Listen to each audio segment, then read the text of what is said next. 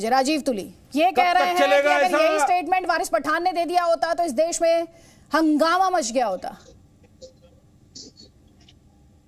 आदित्य जी धन्यवाद। पहले जो आपका मूल प्रश्न है कांग्रेस के कंफ्यूजन को लेकर के, इसमें कतई कोई दो राय नहीं है कि कांग्रेस में इस समय टॉप टू बॉटम एक जबरदस्त कंफ्यूजन चल रहा है। राहुल गांधी जी जो कांग्रेस के नेता हैं, एमपी हैं, परंतु कांग्रेस के किसी दायित्व पर नहीं है, राज परिवार से संबंध रखते हैं, उनमें सुपुत्र हैं। इस कारण से वो देश भर में एक भारत जोड़ो यात्रा चला रहे हैं जिसमें पूरी कांग्रेस को अध्यक्ष समेत पूरी कांग्रेस को साथ चलना पड़ रहा है। और वो कह रहे हैं मैं प्यार बांट रहा हूं, परंतु कांग्रेस एक ऐसा हाइड्रा हेडेड एक क्रिएचर हो गया है जिसमें बायां हाथ क्या कर रहा है वो दाएं हाथ को मालूम नहीं रहता है।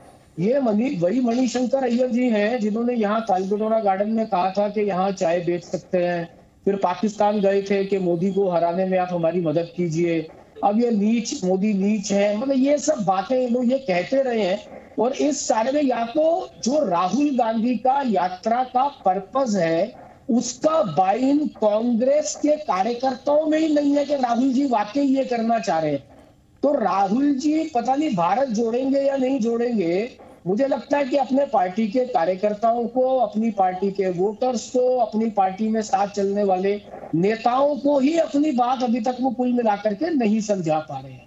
दूसरा जो अभी आपने उसके बाद प्रश्न किया साध्वी प्रज्ञा ठाकुर को लेकर के, मुझे लगता है कि उसका पार्टी संज्ञान लेगी, पहले भी लिया था, अब भी लेगी।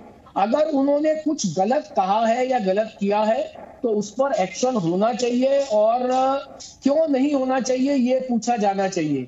परंतु कुल मिलाकर के इस सारी यात्रा में जो इस प्रकार के लोग जिनको कांग्रेस नहीं समझा पा रही, वो कांग्रेस की इस यात्रा को उसको बिलिटल कर रहे हैं, उसको छोटा कर रहे हैं, उसको खराब कर रहे हैं, उसको कलंकित करने का प्रयास कर रहे हैं। मुझे कुल मिलाकर के ये लगता है तो कहीं ना कहीं राहुल गांधी पहले अपनी पार्टी के कार्यकर्ताओं को समझाए, अपने नेताओं को समझाए, उसके बाद ही तो उनकी बात जन जन तक लेकर के कौन जाएगा। यही नेता तो जाएंगे। और यही नेता अगर ऐसी नफरत बांटेंगे और नफरत की बात करेंगे तो कैसे वो देश को जोड़ पाएंगे, कैसे वो भारत जोड़ो यात्रा को सफल बना पाएंगे। ये एक बहुत बड़ा प्रश्न चिन्ह है जो कुल मिलाकर के इस पूरी यात्रा पर लगता है। ठीक है राजीव रंजन जी, यहाँ पर सवाल ये होगा, हर पार्टी ये क्लेम कर रही है कि वो मोहब्बत बांट रही है और दूसरी पार्टी को कटघरे में खड़ा कर रही है। यहाँ कौन मोहब्बत और कौन नफरत बांट रहा है, या सभी मोहब्बत और नफरत बांटने का दावा कर रहे हैं? देखिए, अभी मैं अय्यर साहब के बयान के बाद राकेश सिन्हा जी का बयान सुन रहा था और उन्होंने कई ऐतिहासिक तथ्यों का उल्लेख किया है। और राकेश जी आरएसएस के एक विचारक हैं, विद्वान हैं, लेकिन मेरे कुछ सवाल हैं उनसे। हिंदुस्तान की आज़ादी या हिंदुस्तान का विभाजन, दुर्भाग्य से ये दोनों तारीखें एक हैं, और विभाजन के लिए वो गांधी को ज़्यादा जवाबदेह मानते हैं या सावरकर को। इसे समझाने के लिए मैं केवल कुछ तथ्य सामने रखना चाहूँगा। 1937 का मदुरई सेशन हिंदू महासभा का, जिसमें पहली बार उन्होंने द्विराष्ट्रवाद का जो सिद्धांत था उसकी चर्चा की और कहा एक देश के अंदर दो प्रतिद्वंदी राष्ट्र एक साथ नहीं रह सकते हैं और इसीलिए हिंदुस्तान और पाकिस्तान बनना ही चाहिए। और उस 1937 के हिंदू महासभा के उस प्रस्ताव का, उनके संबोधन का उल्लेख जिन्ना ने 1940 में किया, जब उन्होंने द्विराष्ट्रवाद पर मुस्लिम लीग का आधिकारिक रुख स्पष्ट किया। अब ये रिश्ते देखिए किस तरह के हैं। हिंदू महासभा और मुस्लिम लीग आधिकारिक तौर पर ये दो ही ऐसे संगठन थे जो सभी प्रतिबंधों से मुक्त थे। जो वायसराय का जो ऑफिस था वो हिंदुओं का आधिकारिक संगठन हिंदू महासभा को मानता था, मुसलमानों का आधिकारिक संगठन मुस्लिम लीग को मानता था। इन दोनों ने मिलकर, जिस समय कांग्रेस पूरे देश में मुस्लिम लीग के साथ कहीं कोई काम नहीं करने के लिए तैयार थी, इन दोनों ने मिलकर के सिंध, फ्रंटियर वेस्ट और बंगाल में सरकारें बनाई। 1942 के आंदोलन के दमन में सावरकर ने अंग्रेजों के साथ खुलकर काम किया और अपने तथाकथित हिंदुत्व टोली का इस्तेमाल अंग्रेजी हुकूमत का साथ देने में किया। दूसरी तरफ श्यामा प्रसाद मुखर्जी जो बंगाल में उस समय मुस्लिम लीग की सरकार के उप मुख्यमंत्री थे, मुस्लिम लीग और हिंदू महासभा की सरकार के उप मुख्यमंत्री थे, उनके जिम्मे जो मंत्रालय था उसी को दमन करना था 1942 के भारत छोड़ो आंदोलन का।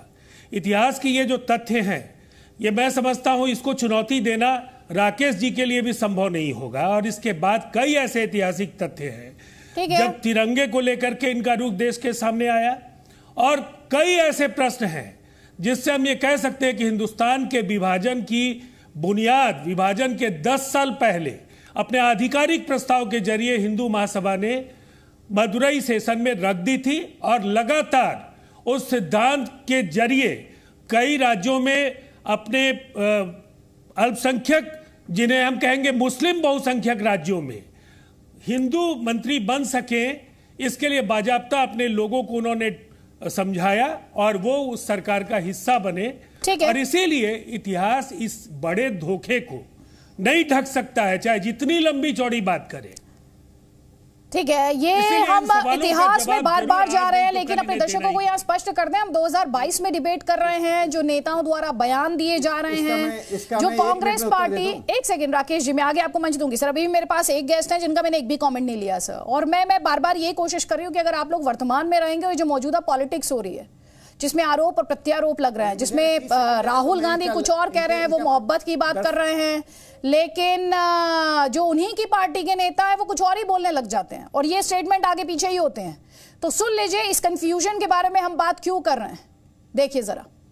मेरा जवाब बीजेपी के सब लोगों को, आइए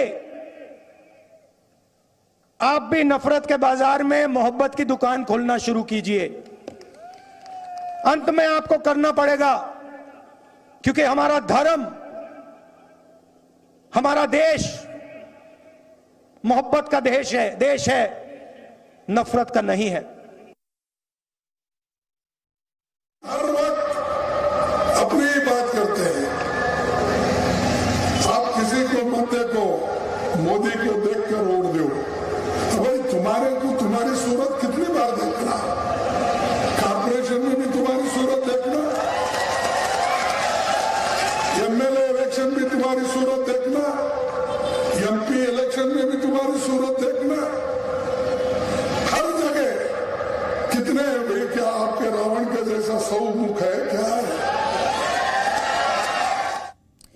डॉक्टर अजीज खान, जल्दी से मैं एक कमेंट आपका चाह रही थी। आप देख रहे हैं अभी यहाँ पर एक तरफ कांग्रेस पार्टी में कंफ्यूजन की बात की जा रही, क्योंकि राहुल गांधी जो हैं वो कह रहे हैं कि वो नफरत के बाजार में मोहब्बत बांटना चाहते हैं, उनके स्टेटमेंट्स वहीं। और मैं चाहूंगी इनफैक्ट प्राइम मिनिस्टर की माताजी को लेकर जो उन्होंने ट्वीट किया है वो भी हम अपने दर्शकों को दिखाएं कि उनके द्वारा क्या कहा गया है। और ये ट्वीट इस वक्त आपके स्क्रीन पर भी है, आप देख पा रहे हैं इसे। प्रियंका गांधी वाड्रा का ये ट्वीट है जो उनके द्वारा किया गया। इसमें लिखा है, प्रधानमंत्री श्री नरेंद्र मोदी जी की माता के अस्वस्थ होने का समाचार प्राप्त हुआ। इस घड़ी में हम सब उनके साथ हैं और मैं ईश्वर से प्रार्थना करती हूं कि उन्हें जल्द स्वास्थ्य लाभ मिले।